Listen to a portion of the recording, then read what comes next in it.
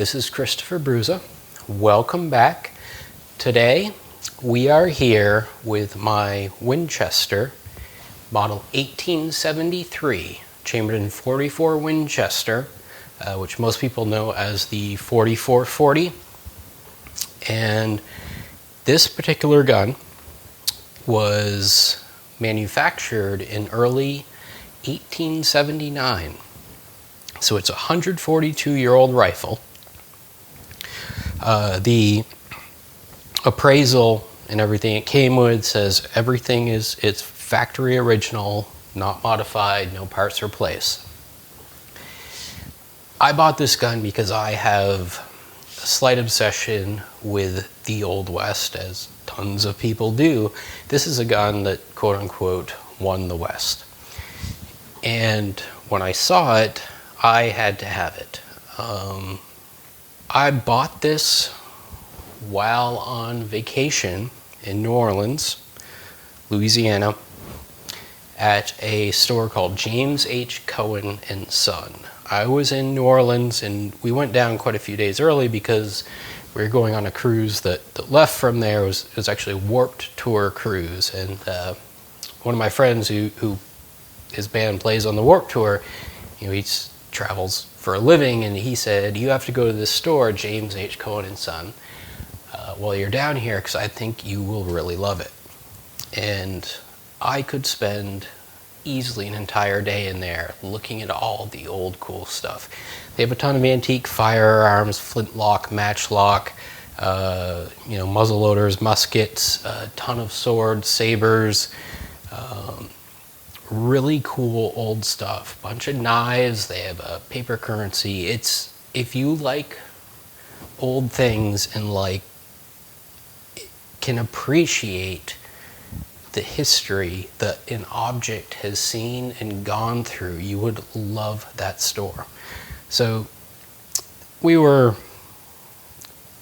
just rambling around Bourbon Street, went into James H. Cohen and Son, and I was fairly drunk, as people typically are on Bourbon Street. The store's not on Bourbon Street, it's just off. It's actually on Royale Street, if you're familiar with the area.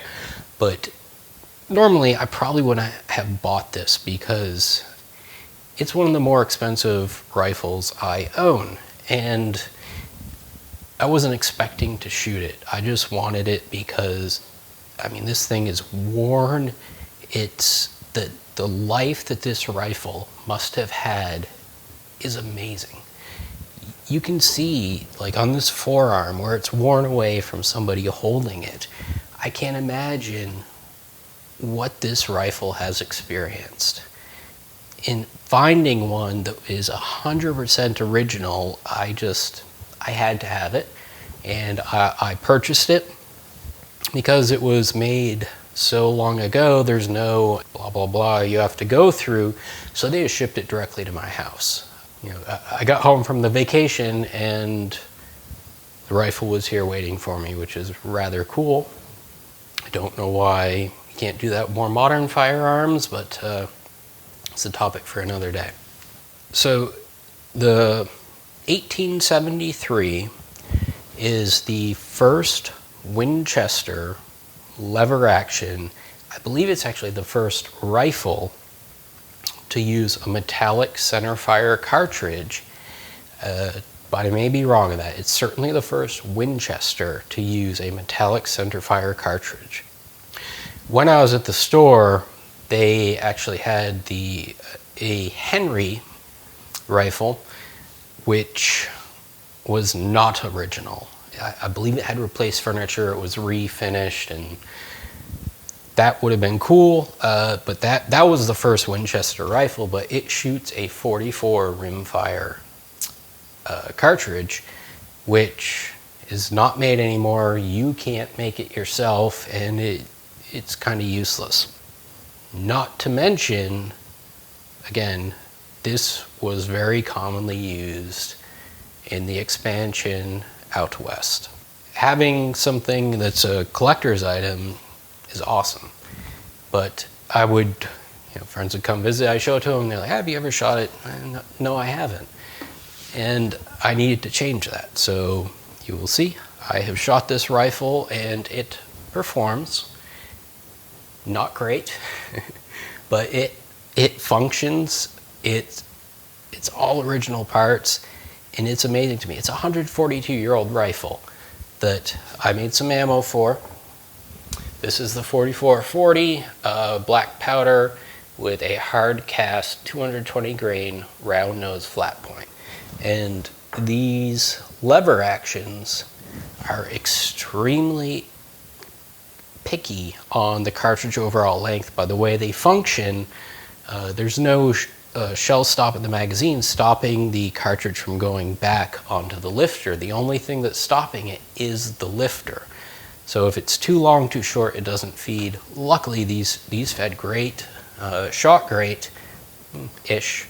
And so I actually loaded up 150 of them. I shot 36, leaving me 100 to store and 14 more to display with the rifle, because 14 fit in the magazine. Which, would that make it a high capacity magazine? Okay, so I'll shut up about the nostalgia, at least temporarily, and discuss the rifle at hand. This is the first generation of the 1873 with, what do they call it? This is the appraisal it came with. Early mortise dust cover. That was one of the things that was changed fairly early into the production. This has the original mortise dust cover on it, which covers the ejection port, kind of like an AR. You move the lever, and the bolt will pull the dust cover back and leave it back. But when I purchased this rifle, it came with the appraisal giving some info of it, but I wanted something more definitive, so I submitted the serial number information to the Cody Firearms Museum, or the Buffalo Bill Center of the West. You can easily find that on Google, and if you have a Winchester that's over a certain age, they likely have records for it. So I'll put that up here. But what it came back saying is, Dear Mr. Brusa, the original manufacturer's data for this model 1873, serial number 31492, as extracted from the original Winchester records housed in this museum, are as follows. They do not have record of the date the serial number was applied to this rifle. What they do have is that this is a rifle with a round barrel. It's very common for these to have octagonal barrels. I don't know if it was desired or cheaper to manufacture, but most of them have octagonal barrels. I actually own another one of these manufactured in 1891, which has the octagonal barrel. This one is a round barrel. The trigger is what they call plain, and it just means it's not a set trigger. So it's just your standard trigger. I measured it, it's just over 2 pounds. It's a very nice, light, crisp trigger. If bolt actions had this trigger these days, nobody would complain about that trigger. It's a very good trigger. It could be because this rifle has had who knows how many shots through it. How many times that trigger's pulled in 142 years it's beyond comprehension. Looking at the gun, it's clearly been used. It's the appraisal says it has 65 to 70% the finish left for its age, or comparable to other rifles its age, something along those lines. It's odd wording. It's not a lot of finish left. There's some surface rust. There's a lot of divots and corrosion. I mean, it's an old rifle, and blued rifles love to rust. The bore's not in that bad a shape. There's some pitting. The lands and grooves don't look like a new rifle, but I didn't buy it to be a tack driver. So it goes on to say that it was received in the warehouse on February 18, 1879. So 142 years ago, this was received in the Winchester warehouse. And then a distributor ordered it, and it was shipped from the Winchester warehouse, let's see, just about 10, 11 days later on March 1, 1879. And then it goes on to say under order number 14767. Don't know how that's applicable because it doesn't say where it went to, which sometimes it does. I've got a small collection of these old Winchester lever actions, and some of these records from the Cody Firearms Museum will tell you where it was shipped. You know, whatever hardware store or wherever. It's not available for this one. So that's the info from them, which is, I actually usually keep that in a frame, and my intent is to build a display case, shadow box type thing for this rifle along with the Winchester letter, and display it on the wall. So other than the round barrel, there's nothing super noteworthy about this specific example. It's just in early 1873. I mean, there's nothing been changed, nothing improved. It looks like there's a slight crack in the stock there, but when you take the stock off of the receiver tang, it's only surface deep, and I was a bit worried when I shot it that might shred, but it appears to be simply superficial. You load through the loading gate here, and it has the buckhorn sights on them, the original style buckhorn sights. It looks like it had a tang sight on it back here, and the reason I say that is one of the set screws, they tapped the tang for a tang sight from the factory, but they put set screws in there, 2 of them, and the rear one is missing. That's the only item missing from this gun, and inside of the hole, the tapped hole, there's a bunch of grit, there's rust. It looks like there has not been a screw in there for a very long time. I was a bit worried that it might not function, but this rifle functioned flawlessly. I chronographed it off camera, and these loads, which I mean I didn't work up for the rifle, I just wanted something to shoot to basically say I shot the rifle. They were traveling, I took 3 shots, it was an average of 1,081 feet per second using a lab radar chronograph. So let's go to the range and see how this performs at 25 yards.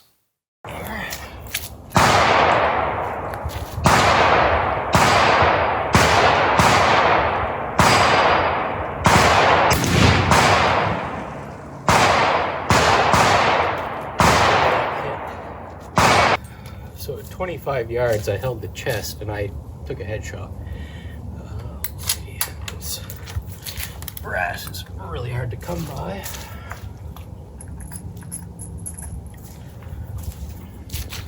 So let's use a different part of the sight. I've never shot buckhorn style sights.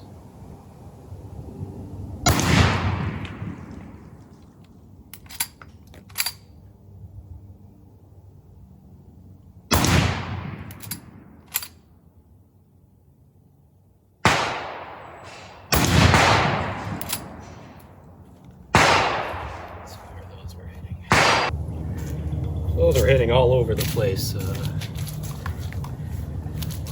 Guessing after 142 years, it's not as accurate as it once was, but certainly hit a man.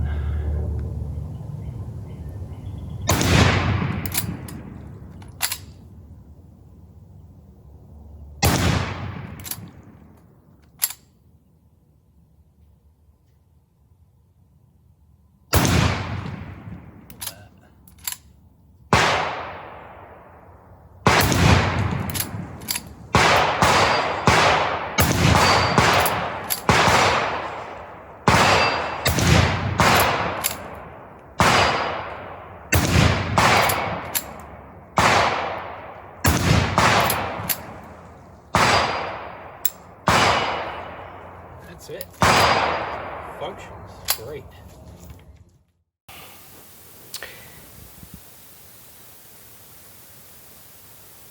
So I am a bit torn on that performance. I am completely elated that this gun shoots and ejects, feeds flawlessly. I mean, the function of this rifle is presumably the same as it was 142 years ago, which kind of amazed me. I expected a bunch of feeding, hang-ups, ejection. I mean, modern guns, it's a testament to John Browning that this rifle still functions.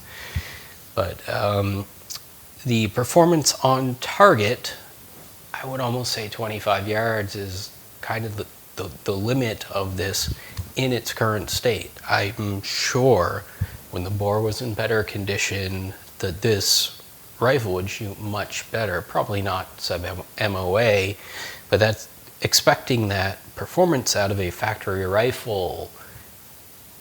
It's a fairly new concept within the past handful, 8-10 years. So part of the issue I had shooting on target is I have never shot the buckhorn sights. I've shot lever actions with the Tang sight, and my first few shots I was not aligning this properly. I saw where I was hitting, and I started to aim in the rounded cutout at the bottom, and that's where you see the shots around the neck. It's really hard. There's a notch in the bottom of that rounded cutout. Those were the shots where I hit dead where I was aiming at 25 yards. This is not something, I guess if you practice a lot with it, it would be, but this is not something that's natural to me for quick point shooting. Before I shot it at the range, I was like, oh, if this shoots great, maybe I'll take it deer hunting. It would be so awesome to put a deer down with this. I'm not comfortable with these sights. I probably could be putting a ton of rounds through this, but I'm not going to put a ton of rounds through this rifle. I want to pick up a reproduction in 4440 so I can do just that, but I think this rifle, as long as I own it, I don't anticipate ever going out to the range and shooting it again. It was just a one-time thing. So you've got minute of man accuracy at 25 yards. A little bit disappointing, but I found out later likely what a big part of the issue is. Regardless, I thought, let's go out and try to hit a 200-yard silhouette. I'm not going to hit it on every shot, but maybe I'll hit it, 1 out of 14 or something along those lines. So I drive down, put a camera on the target, and let's go down and see what happens.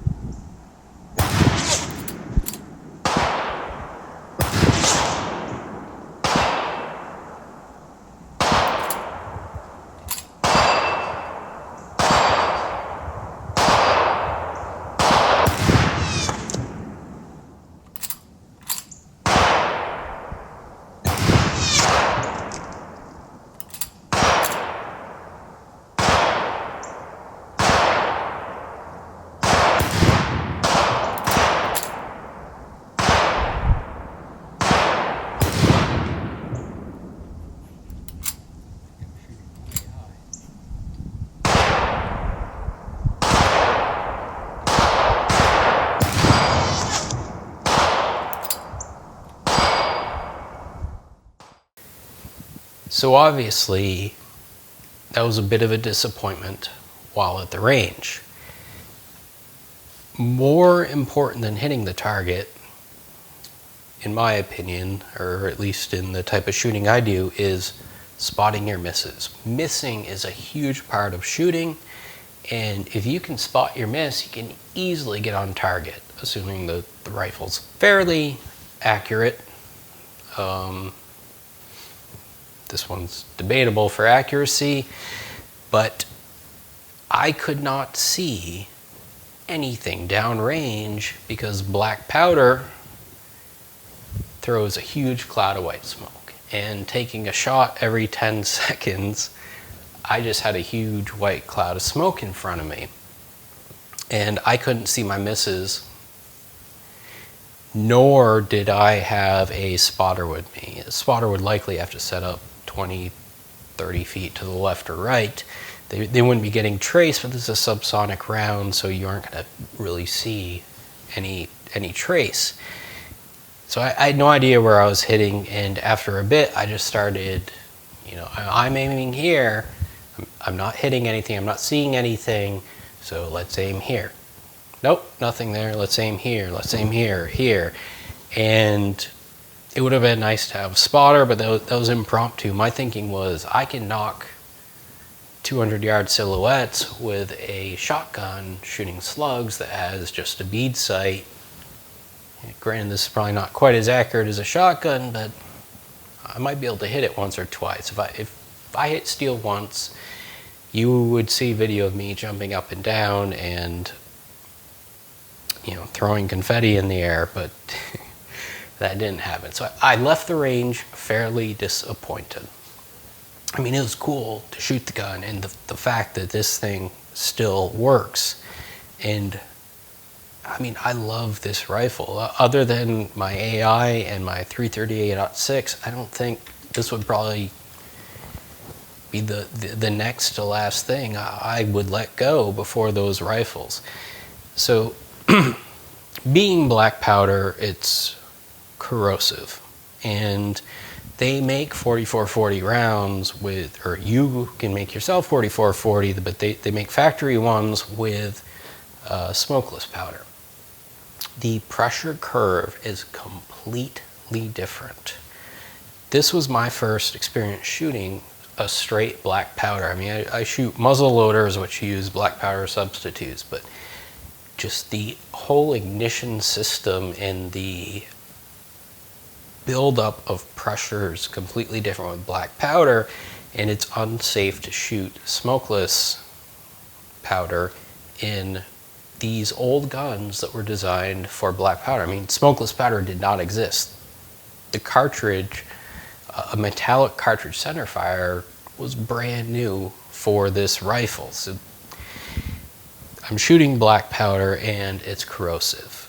This is a valuable firearm, so the first thing I did when I got home is completely disassemble it. Mostly disassemble it. The screws are all flathead screws. They're custom made. It's not like you can get a replacement. So I did not remove things like this dust cover. The screw on the top appears to be seized.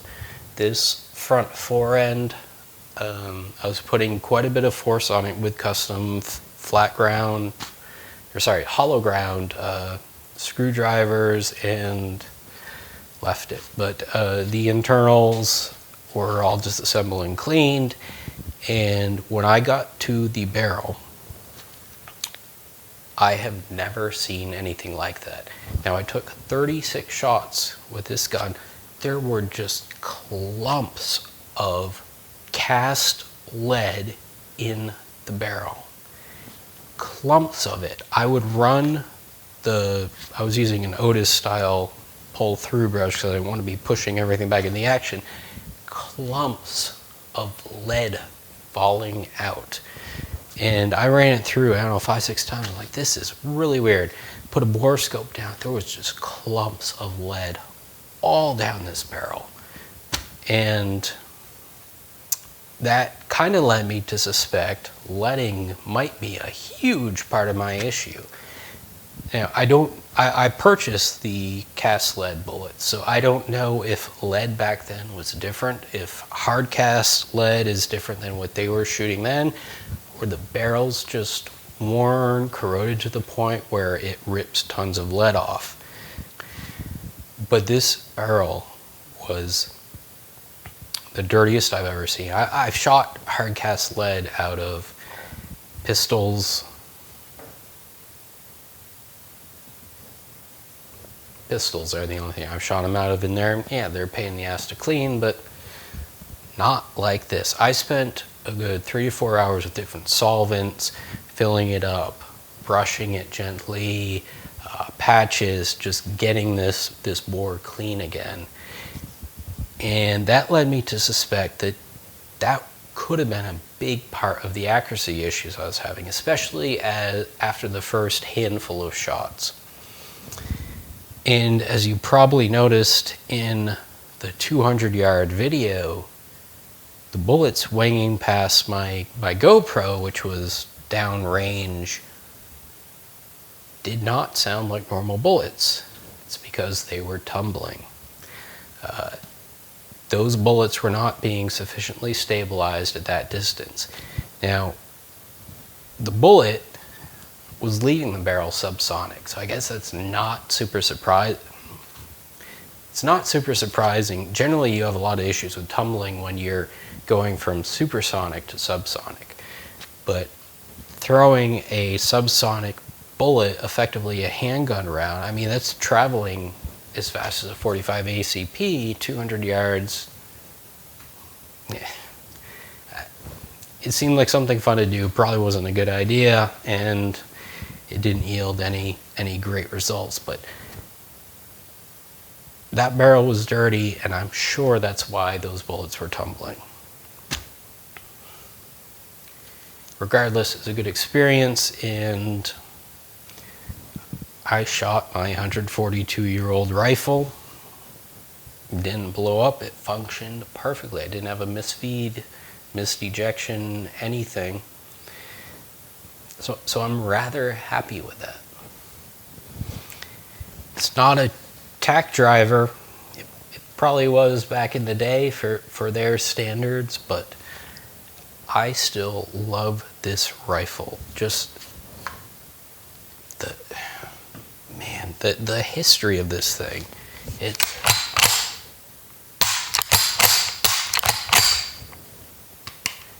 It's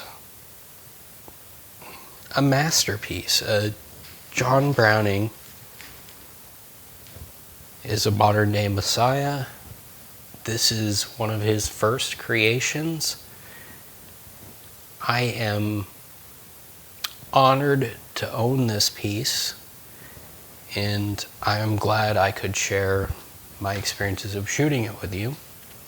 So please like, share, subscribe, and until next time, enjoy.